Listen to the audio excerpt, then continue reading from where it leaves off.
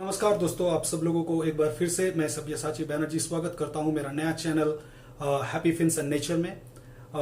आज हम लोग बात करेंगे fresh water aquarium planted tank के बारे में। उससे पहले मैं आप सब लोगों से दरख्वास्त करना चाहूंगा जो अभी तक मेरे चैनल पे सब्सक्राइब नहीं किए हैं, कृपया मेरे चैनल पे सब्सक्राइब कीजिए। वीडियोस अगर आप लोगों को अच्छा लग रहा है तो काइंडली मेरे वीडियोस को लाइक कीजिए और कमेंट सेक्शन पे अपना सुझाव देना मत भूलिए। अगर आप किसी भी चीज के बारे में जानना चाहते हैं या फिर कोई भी चीज ऐसा है जो कि मुझे जानकारी नहीं है, शायद आप लोगों को जानकारी होगी, तो उसके बारे में जरूर हमें बताइए ताकि हम लोग सब जान सके उसके बारे में। तो आइए जानते हैं कि फ्रेश वाटर प्लांटेड टैंक क्या होता है।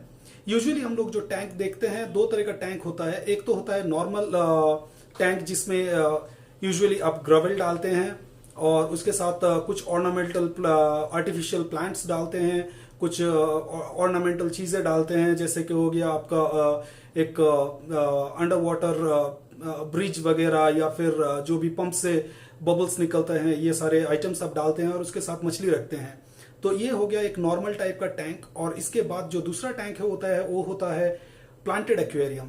प्लांटेड एक्वेरियम में कुछ खास बेनिफिट। तो आइए दोस्तों जानते हैं कि प्लांटेड एक्वेरियम का बेनिफिट्स क्या क्या है। पहला तो ये ऑटोमेटिक फिल्ट्रेशन एक चलता है इसके अंदर, जो टैंक रहता है टैंक के अंदर। ऑटोमेटिक फिल्ट्रेशन मतलब जो भी आप सॉइल डाल रहे हैं, न्यूट्रिएंट्स रिच सॉइल जो भी डालते हैं या फिर प्लांट्स जो भी डालते हैं, तो ये प्लांट्स पानी को ऑटोमेटिकली फिल्टर करता है, तो पानी बहुत क्लियर रहता है इसमें।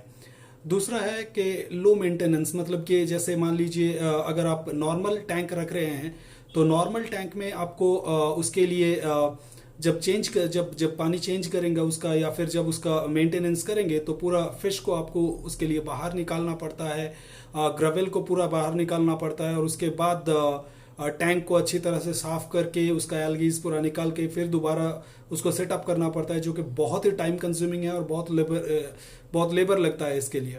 प्लांटेड टैंक में ऐसा कोई बात नहीं है। प्लांटेड टैंक में आपको बस 10 से 20% तक पानी निकालना है, तो उसके लिए आपको ग्रेवल वगैरह चेंज करने का जरूरत नहीं या फिर जो भी फिश है उसको निकालने का कोई जरूरत नहीं।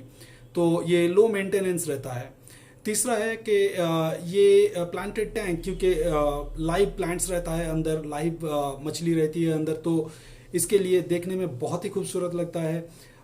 जब आप ये प्लांट्स बड़े हो जाते हैं तो उसको ट्रिम करते हैं, उसमें एक अलग मजा है। अगर आपका कोई कारपेट आप ग्रो कर पाते हैं तो कारपेट ट्रिम करने में एक अलग ही मजा है। मैं उसके बाद में दूसरा वीडियो में बताऊंगा कैसे ट्रिम करते हैं और उसमें क्या मजा है, आप देखेंगे जब ये करके दिखाएंगे हम।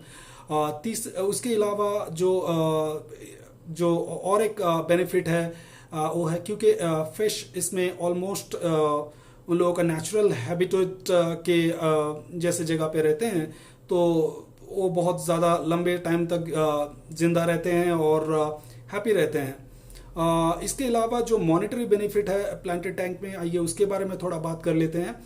प्लांटेड टैंक में आप श्रिम्प्स रख सकते हैं, छोटे छोटे लाइव बियरर फिश रख सकते हैं। लाइव बियरर फिश कहते हैं जैसे कि हो गया गप्पी, मॉलीज, प्लेटीज, सोड टेल, ये सब हो गया आपका लाइव बियरर फिश, जो कि डायरेक्टली बच्चे पैदा करते हैं, अंडे नहीं छोड़ते हैं। तो ये सब आप अगर प्लांटेड टैंक करते हैं तो उसमें बहुत ही ज़्यादातर आप देखेंगे कि गप्पीज वगैरह बहुत ज़्यादा बच्चे देते हैं, तो ये बच्चे को बेच के आप कुछ पैसे कमा सकते हैं। जो प्लांट्स रहते हैं, प्लांट्स को आप क्योंकि स्टेम प्लांट्स को आप ट्रिम करके उस कटे हुए जो हिस्सा रहता है उसको दोबारा प्लांट करके उससे नया प्लांट बना सकते हैं। तो इसमें आप ये जो कटे हुए प्लांट्स रहते हैं, जो ट्रिम्ड प्लांट्स रहते हैं, उसको भी किसी को दोस्त को या कोई भी फोरम में जाके आप अगर सेल कर पाते हैं तो उसके जरिए भी आप कुछ पैसे कमा सकते हैं।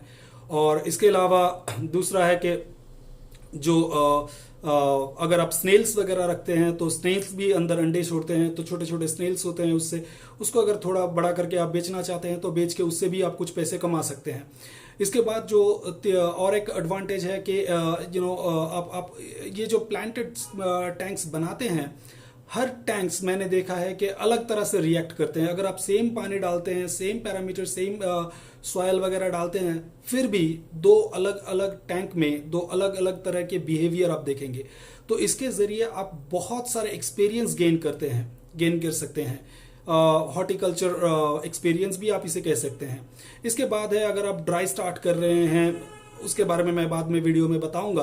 ड्राई स्टार्ट क्या होता है, ड्राई स्टार्ट करते हैं तो उसमें भी आपको एक एक्सपीरियंस हो जाएगा। तो इस तरह से आपको बहुत सारे एक्सपीरियंस आ जाएंगे।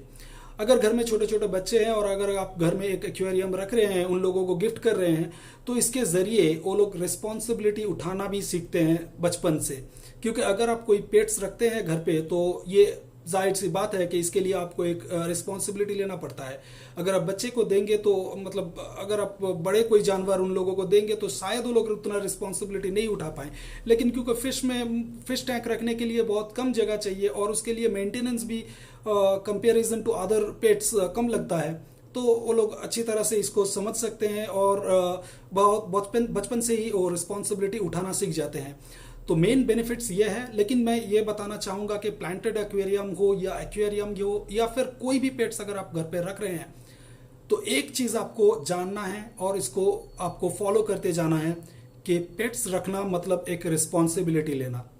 अगर आप कोई पेट्स रख रहे हैं तो उसका लाइफ का फुल जिम्मेवारी आपकी है। उसको क्या चाहिए, क्या नहीं चाहिए, क्या करने से वो खुश रहता है, ये सब आपको जानकारी रखना पड़ता है और करना पड़ता है उस हिसाब से। अगर आप घर पे कुत्ता रखते हैं तो उसके लिए भी आपको एक टाइम देना पड़ता है। सिमिलरली अगर आप एक्वेरियम रखते हैं, नॉर्मल या फिर प्लांटेड कोई भी तरह का एक्वेरियम हो, तो उसके लिए आपको रिस्पॉन्सिबिलिटी लेना है। सारे दिन में कम से कम 1 घंटा एक्वेरियम के लिए आपको निकालना ही पड़ेगा। अगर आप रेगुलरली नहीं कर पा रहे हैं तो उसमें भी कोई बात नहीं, लेकिन वीक में कम से कम 2 से 3 दिन आप अगर मेंटेनेंस करते रहेंगे तो यकीन मानिए आप एक बहुत ही खूबसूरत प्लांटेड एक्वेरियम बहुत कम समय में बना सकते हैं। उसके बारे में पूरा वीडियोस आ रहा है, ये सीरीज चलता रहेगा। और जैसे कि मैंने कहा, अगर आपको कोई भी क्वेश्चन हो, कोई भी सवाल हो, कोई भी सुझाव हो तो प्लीज कमेंट सेक्शन में दीजिए ताकि सारे लोग उसको पढ़ के जान सके। और इसी के साथ आज का वीडियो यही खत्म करते हैं। Thank you very much and good night.